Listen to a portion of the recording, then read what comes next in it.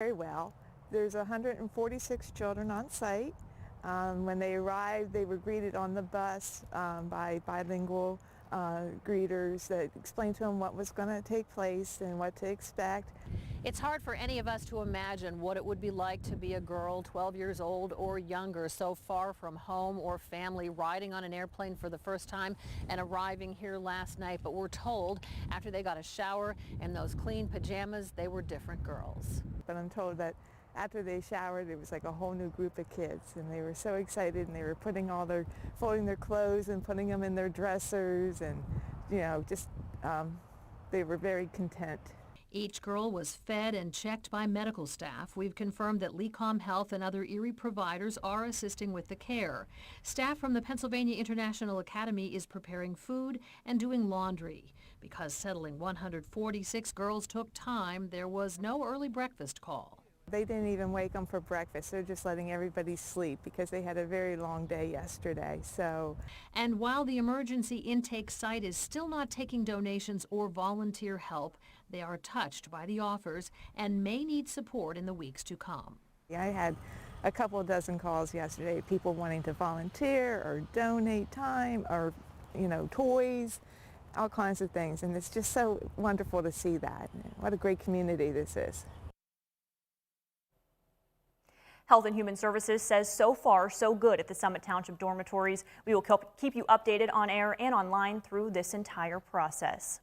And in the past day since those 150 young children arrived from the border here in Erie, the amount of support and willingness to help from the community has been overwhelming.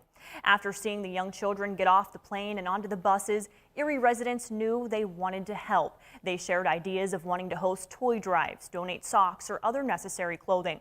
Residents we spoke with say they just want answers of how they can welcome these children to Erie. Think about it. They walked all that way. They need socks, they need shoes, anything. All I'm trying to do is find out how to get them to accept them and help people. And the people we spoke with range from nurses to former social workers, even construction workers. They also shared some solutions they had in mind. Elspeth Meisner will introduce us to all of these generous community members coming up on Erie News Now at 11. And President Joe Biden says he will withdraw the remaining U.S. troops from Afghanistan and end America's longest war. In an address to the nation, Biden said that the September 11th attacks cannot justify American forces still being there 20 years later. Biden called the U.S. military presence the nation's forever war. Biden announced a plan that would start the troop withdrawal on May 1st and complete it by the 20th anniversary of the deadliest terrorist attack on the U.S., September 11th. During his address, Biden said that he is the fourth American president to preside over an American troop presence in Afghanistan, and he said he will not, quote, pass this responsibility to a fifth. And now to the latest on the vaccine rollout. Our region has fully vaccinated more than 84,000 residents. Our region continues to outpace the state on vaccinating residents. Meantime, Pennsylvania has fully vaccinated more than 2.3 million residents. That's roughly 18% of the state's total population.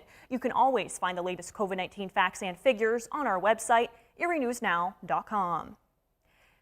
And as Pennsylvania and many other states have shelved the Johnson & Johnson vaccine for health concerns, vaccine maker Moderna announced that their COVID-19 vaccine is still very effective at preventing disease 6 months after the second shot. Moderna's vaccine was more than 90% effective at protecting against COVID-19 and more than 95% effective against severe disease in up to 6 months after the second dose. The update brings Moderna one step closer to receiving full U.S. approval for its vaccine. Currently, Moderna's vaccine is authorized for emergency use by the Food and Drug Administration for people who are aged 18 and older. Moderna is still evaluating its vaccine in people aged 17 and younger. Pfizer, which uses similar technology to Moderna, was also shown to be highly effective 6 months after the second dose. And former Minnesota police officer Kim Potter has been charged with a second-degree manslaughter after the death of 20-year-old Dante Wright during a traffic stop. Police say it was an accidental shooting, and Potter resigned Tuesday, and so did the police chief. Protesters have been taking to the streets in Brooklyn Center demanding justice. Flashbangs and apparent tear gas were fired into a crowd of demonstrators as law enforcement closed in. The protests near the Minneapolis suburbs police station followed a rally for Dante Wright. In addition to Potter resigning on her own this week, so did the police chief. He says Potter accidentally fired her gun instead of her taser. Authorities say they made an estimated 60 arrests during the overnight protests. And with all that's happening in our nation right now, from mass shootings, racial inequality, and navigating life through this pandemic, can have serious impact on our mental health. Our Brianna Andrews digs a little deeper and has the story. You swear or affirm? As former Minneapolis police officer Derek Chauvin continues trial for the killing of George Floyd, an unarmed black man, another killing happens not far from where the trial is being held. 20-year-old Dante Wright was shot and killed by a police officer in Minneapolis during a traffic stop. Everyone should be treated the same way by the police, regardless of your ethnic heritage, the color of your skin, whether you're a man or a woman. None of that should matter. The fight against racial injustice continues in America, with thousands marching nationwide. In Erie, Mayor Joe Schember wants residents, especially people of color, to know he is also in this fight. Number one, you're not alone, and I'm not the only person that cares about you. There are many people here in Erie. Also happening this week, another school shooting.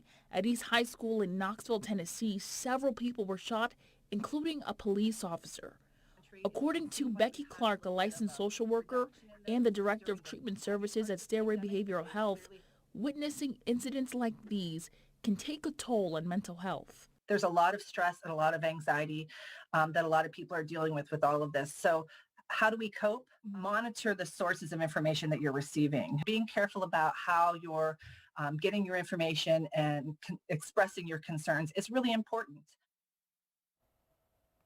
And if you have issues coping, Stairways Behavioral Health encourages speaking with a professional to help deal with these emotions. And Community Health Net was given more than $2.6 million from the American Rescue Plan. The Rescue Plan is the multi-trillion-dollar stimulus package passed earlier this year. Community Health Net says the money will go toward COVID-19 vaccine and testing efforts, as well as treating vulnerable people in our region. In a release, the organization says it will also expand its operations. The $2.6 million headed to Community Health Net is part of a $6 billion investment in healthcare centers nationwide.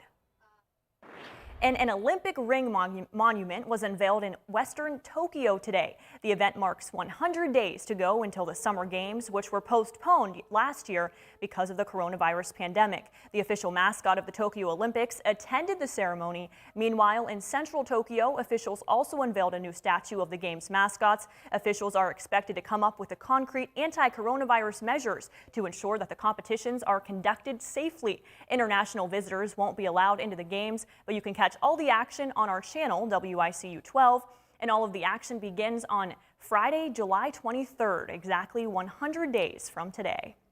I don't know about you, but I'm excited for that because I love the Olympics. Thanks for joining us for the Erie News Nowcast. Join us for our next news at 10 p.m. on the CW and 11 p.m. on WICU and WSEE. Have a great night.